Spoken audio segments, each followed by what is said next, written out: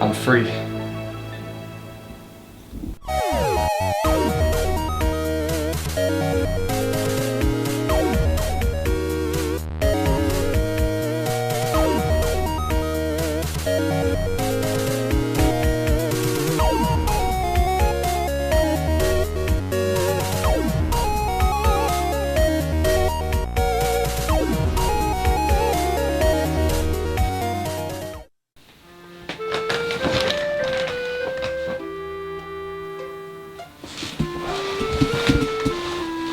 Oh man, this place is actually pretty nice. I can't believe I made it here. Finally, I'm away from all those Donkey Kong 64 jokes and memes and references in general. I was getting pretty sick of it. But now I'm in Tokyo, where most people don't even like Donkey Kong. They're playing Candy Crush and mobile games and stuff. And most importantly though, I've found my peace and my quiet.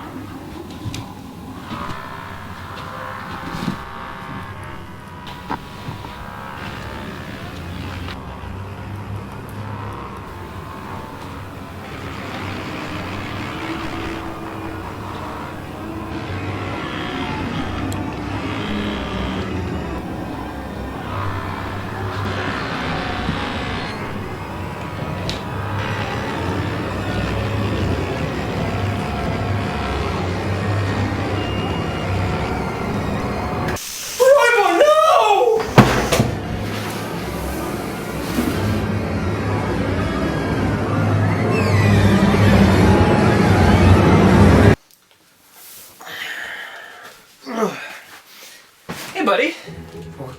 What was that? On my face? Yeah. Oh, that was my Jigglypuff face mask. It keeps me young and beautiful. Why are you here? I'm your roommate. We're in Tokyo. This is our trip. It's our trip of a lifetime. Roommate? Wait, but I came to Tokyo to get away from everything. How did you even find me? Oh, I microchipped your phone years ago. Okay, whatever. I don't care, alright? I just want to be left alone. Man, what's been going on with you lately? I came to get away from all the DK stuff. It's too much. It's not even funny anymore. It's been 4 years of this crap. The jokes were funny at first, but now it's just grating, and when I try to even play the game just to like get a little bit of progress, the game itself is just awful, and all that combined just was too much. I needed to get out of there. I needed to get somewhere new, fresh, make a brand new start, get away from everything, and just start a new life, and I figured Tokyo would be a good place to do that. Oh, I guess this wasn't the best gift to get you.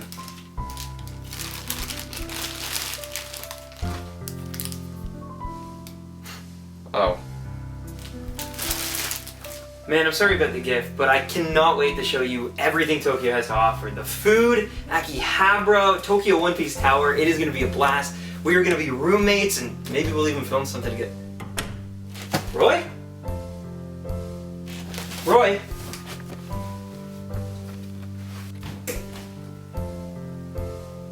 I guess he left.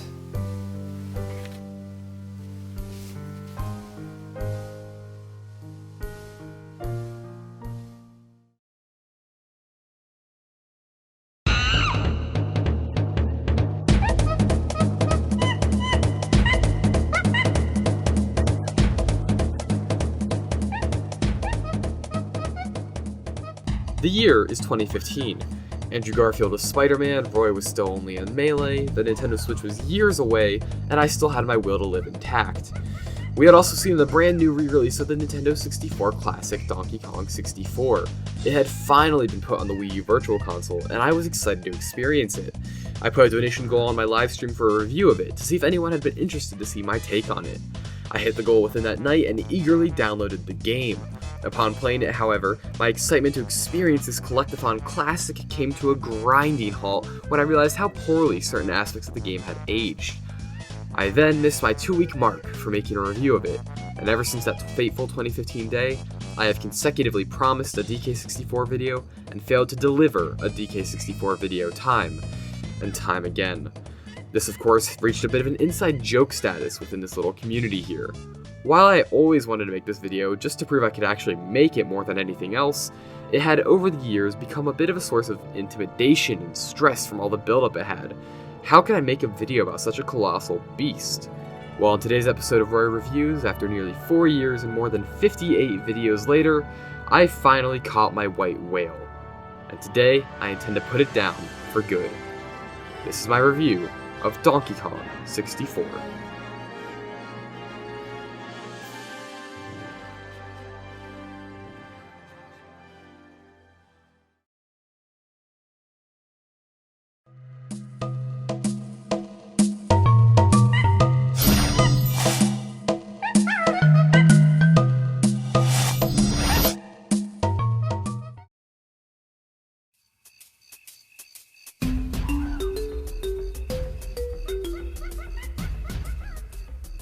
Donkey Kong 64 opens up with cinematic shots of DK Island, but things suddenly take a turn for the worst when King K. Rool's ship appears and docks at the island after kidnapping every single member of the DK crew except for Donkey Kong himself. We then find Donkey Kong working out in his tropical hut where he is finally told the calamity that has befallen the island. Now it is up to Donkey Kong to explore the world around him, to find and collect bananas, golden bananas, and of course find his fellow members of the DK crew to stop King K. Rool from destroying the island. The story of this game is serviceable, I guess, for a collectathon adventure. It's there, but it's never really at the forefront of the player's mind. In fact, I'd forgotten what the story to this game even was when I went to make this video. It's not particularly a bad thing since it means that the story doesn't get in the way, but at times there can be very little motivation to continue pushing through levels, especially in the middle portion of the game after unlocking all the Kongs. I will say, where the story and aesthetic part of this game really shines is just in the world itself.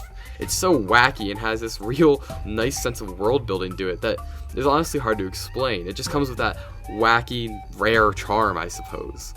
That's honestly part of DK64's greatest strengths. Now where it falls off the wagon, for me at least, is in Donkey Kong 64's gameplay.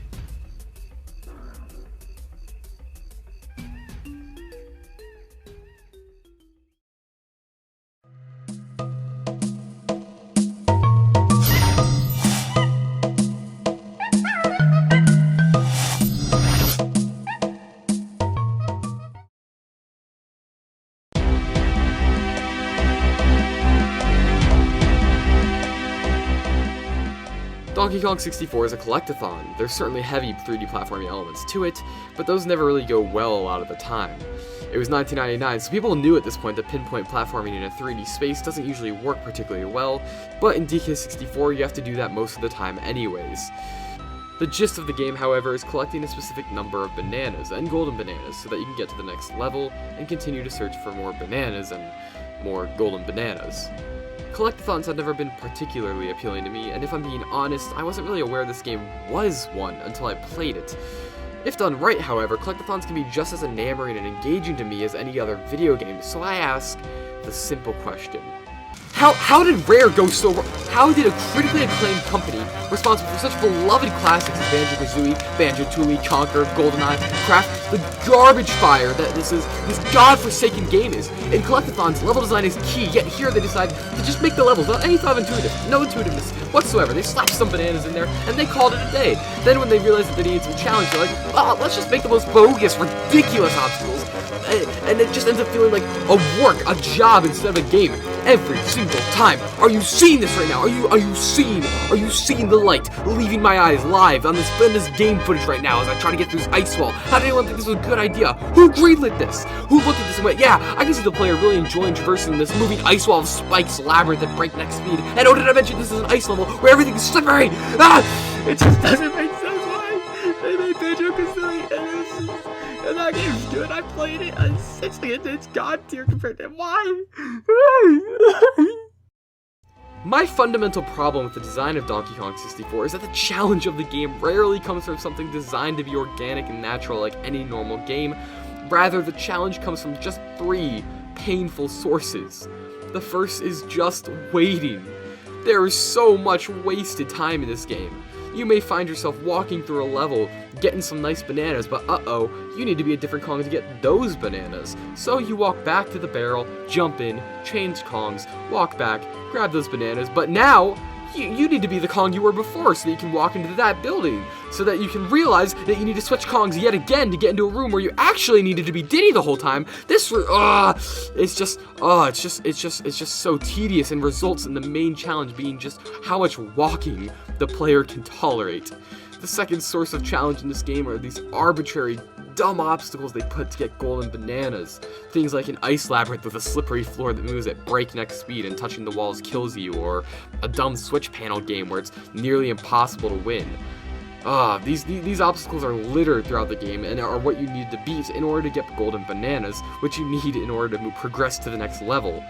Don't get me wrong, some of the difficulty in this game comes from properly designed obstacles, and every now and then you can see a glint of good stage, hell, even good game design. But god damn if this isn't the most infuriating game ever designed.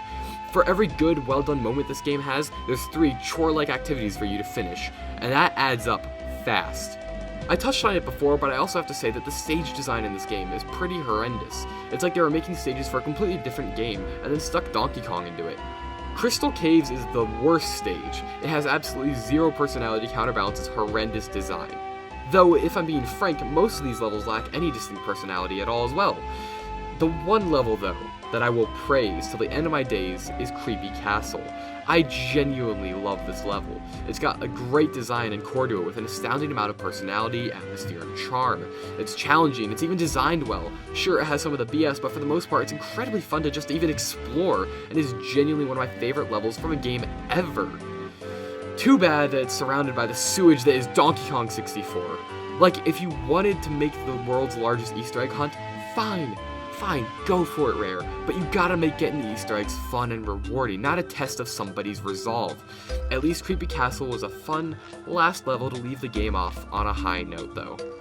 Oh wait, I lied! Because what's this? You have to beat the original arcade Donkey Kong game 3 times in a row, and with each consecutive time it gets more and more difficult just to get to the boss of the game.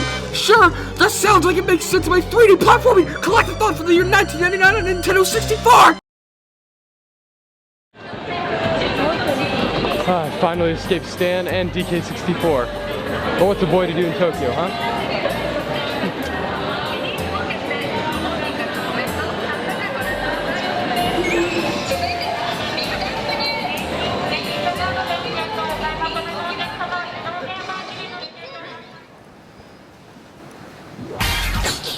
Roy boy!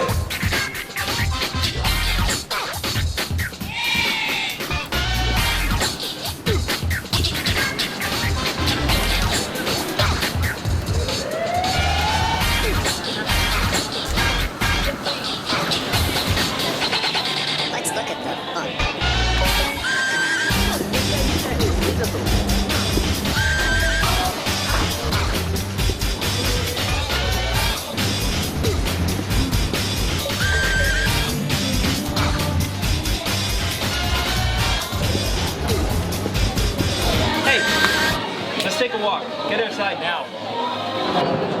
Dude, where did you go? I literally just looked over half of Tokyo to find you. I didn't ask you to do that. I'm leaving, alright? I'm leaving everything behind. You, everything? Everything. You, DK64, YouTube, everything. You're being a kid. I'm not being a kid. I'm leaving. Don't follow me this time. Alright.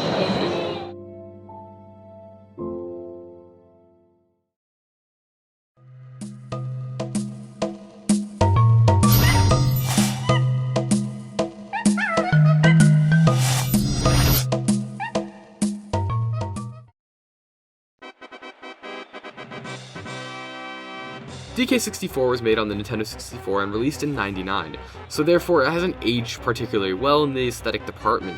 Its character models are janky and textures muddy, but as you probably know about me by now, I kinda find a weird charm into this type of look. When running around DK Isle, the main hub of the game, I find myself in a nice nostalgic dream of sorts, back to the N64 era.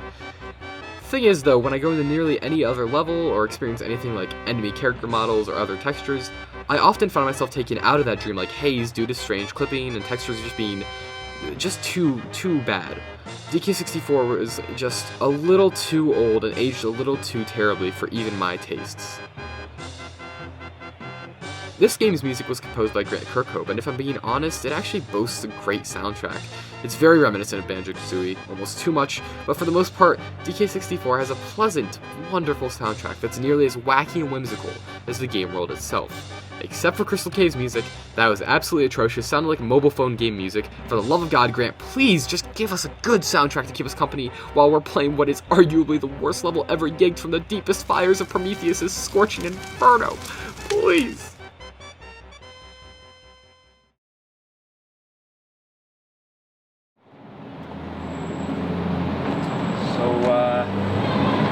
What's actually going on? Just DK64 stuff, you know, the usual. But Roy, DK64 is just a video game. You don't run halfway across Tokyo for a video game. Alright, I know this sounds crazy, but, you know, once I make the video, the joke's over, the memes are over, and this part of my life is over, YouTube and everything like that. Yeah, but that's okay. The past is the past for a reason. You're allowed to grow up. You're allowed to move on with your life. But I don't want to move on with my life. Why would you not want to move on and evolve? Listen, I get that you were completely okay growing up and moving past all this stuff and moving on and getting a whole new job and everything and moving away from YouTube, but I just don't want that stuff to end. Wait. You think I wanted to stop making YouTube stuff? You think I wanted to stop streaming? You think I wanted to get a big boy job, Roy? I mean, it was pretty self-evident from your attitude about it. No, of course they didn't. But you know what? Time waits for no one. All of us have to grow up at some point, and all of us have to get a real job at some point, including you, buddy.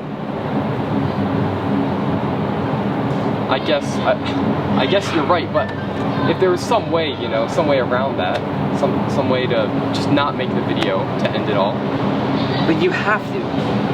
I get where you're coming from. I understand that you love this niche area that you've carved for yourself on the internet, but dude, DK's not gonna change that. Your friends are your friends. I am still your friend. Like, that doesn't go away because you make a simple review. Yeah, I know you're right. I know that I have to grow up at some point. I know I have to move on and evolve and change soon. It's just hard, you know? It's just difficult to have a life, have a mindset, and just all of a sudden one day just have to change it all. Honestly, you're kind of right too. I can sometimes look more towards the future, and just like you, who's kind of stuck in the past. I don't know, maybe we gotta even each other out. Meet in the middle? Meet in the middle, yeah. You know, I'm here for a few more days if you want to talk about this stuff a little bit more. Wander Tokyo. Yeah, let's do it. Maybe we can film something. Film something, yeah. Cool. That'd be really cool. Good meeting you. Yeah, no, you know, Akihabara is pretty cool. I've been there 3 times in the last week. You're a lot taller than I thought. Oh my God, Roy, you're already starting to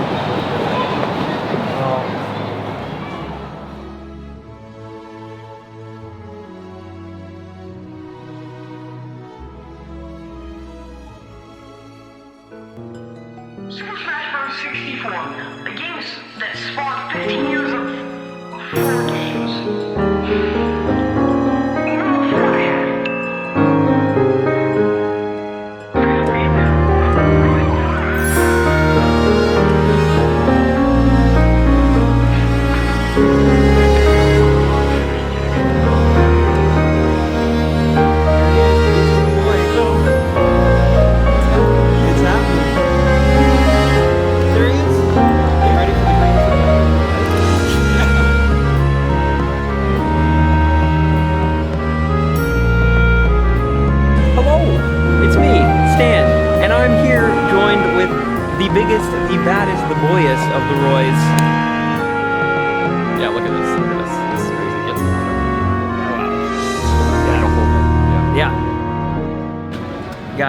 many hours ahead? 12? 12? Probably a little more, give it all. Yeah. 12. Wait, 12:42? Yes, there's a house. Yeah.